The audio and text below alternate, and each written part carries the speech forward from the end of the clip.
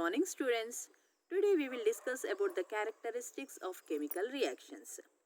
The characteristics of chemical reactions can be easily observed. Some of those characteristics or changes are as follows. Change of color. In some chemical reactions, the color of reactants changes and the substance which are present in a chemical equation towards the left hand side, those are called as the reactants, and the substance which are present towards the right hand side of that arrow mark are called as the products. Here see the example. When iron nails are dropped into blue colored copper sulfate solution, its color slowly changes into light green and a coating of red substance is formed. So copper sulfate, which is blue in color, into that we are throwing some iron nails. And then after some time we can see that the color blue solution will be changed to dirty green color, and that substance is ferrous sulfate, and copper nails will be given out. The second one is change of state.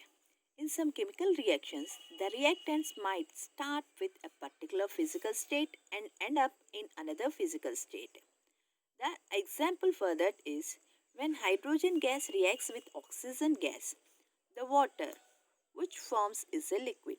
See here, hydrogen is a gas, oxygen is also a gas, but on chemical reaction, it is changed to water which is a liquid. That means gas and gas has given rise to liquid. And the next one is change of smell. In some chemical reactions, there is a change of smell. Example, when hydrogen gas is bubbled through molten sulfur, it forms hydrogen sulfide gas, and that gives rotten egg smell. So here hydrogen gas, if we have allowed it to pass into molten sulfur which is a gas, then it is giving rise to hydrogen sulfide, and the smell of that one is rotten egg smell. The next one is evolution of gas.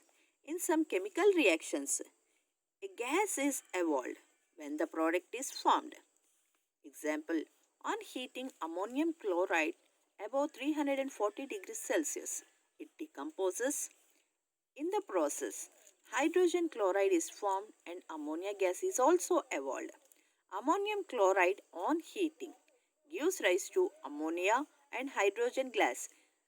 Here, the upward arrow symbol shows that it is a gas.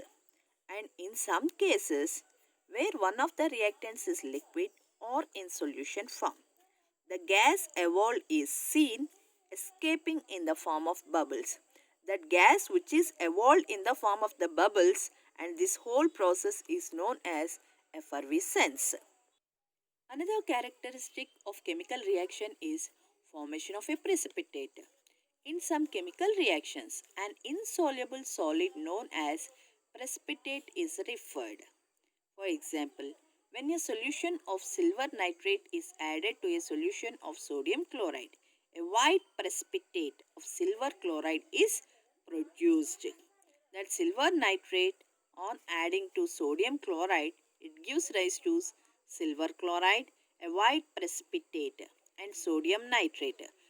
Precipitate means it is the insoluble substance which will be left over after the reaction at the bottom of the test tube.